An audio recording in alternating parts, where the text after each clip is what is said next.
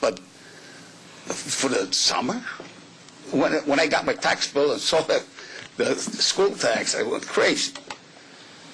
And I could have used the money. My wife and I are both cancer survivors.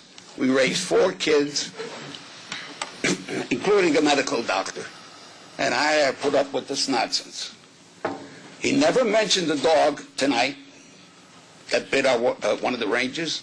He never mentioned the $450 that was missing in the beginning. According to him, what's $450 when you're dealing with $1 million? Now, I don't think that's right. I don't think he had the right to do that to me.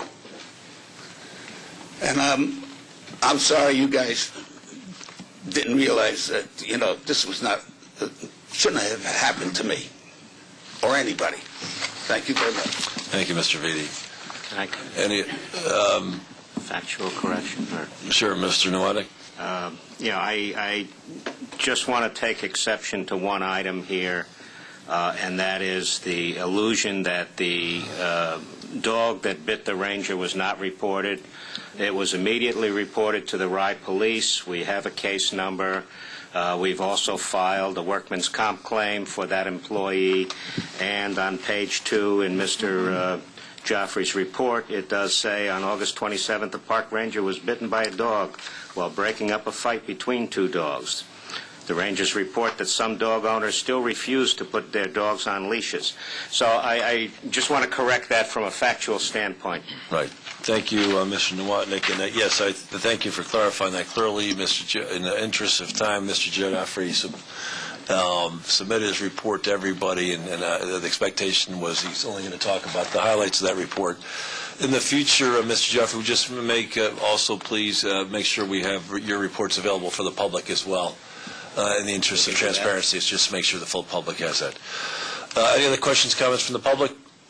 Okay, commissioners, any comments, questions from the commissioners? Please. I just want to make sure we're going to have our October meeting then in the city of Rye, and we're going to discuss the issues that Mayor French and... Yeah, I'm going to just confirm that the 19th is the date. Yes. And I'll confirm that it's available. So I'll shoot you a note tomorrow just to confirm. But let's... Yeah, and I just want to make sure, that's fine, and I guess we'll talk about issues, but I think we had decided as a commission that one of the things that we want to do before the end of the year was to set pricing and really wrap that up before the end of the year. So I'm hoping, and I think that might take a few meetings. And pricing for next year? Yeah. Well, we talked about doing it. I just want to see whether or not we can do that in November and December and get a final end of the year, and that because one of the things we want to do is make sure that the pricing is set and it's publicized way in advance. I think that's absolutely right. Or if you have to go into January, it's okay. No, but I think that's absolutely right. I think the uncertainty was what hurt us at the beginning of the season. Yeah. Yep, I think that's right. In fact, what I'm hoping for is the next meeting is we get some recommendations about the automated parking, which will then obviously condition the pricing discussions. Good. Great. Thank you. And you'll have a lot of data because the season will be officially over as of the 26th. Good. Right, and the task force will meet and we'll. Good. Any other questions, comments from commission members? Just a general observation. I mean, we're looking at the audit reports and the comparisons from last year. I think it's important for the public to know that just going back 3 or 4 years ago, I think today we're getting best value for our money spent and our staff people. The park looks great.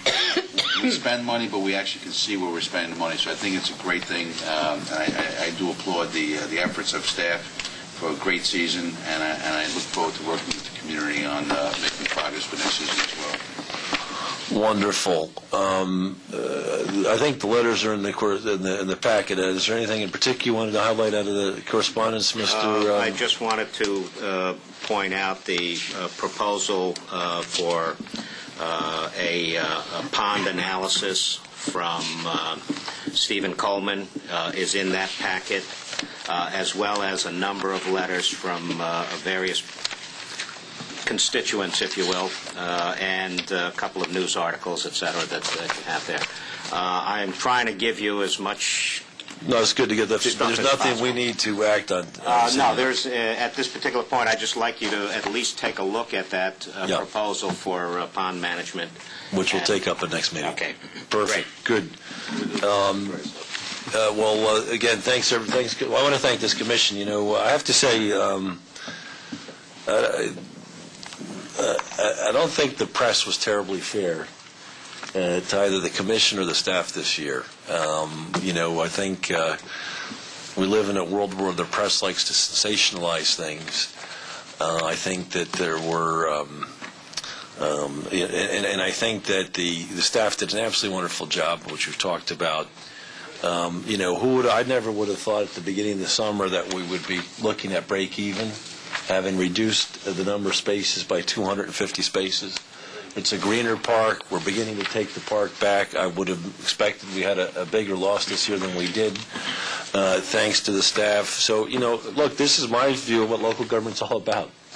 Citizen participation, the commission response, and staff execution. Our staff, we had a Disney World advisor come in and advise our staff, and I think we held up pretty well. And I know our goal for staff next year is for Disney World to come and ask us what we're doing.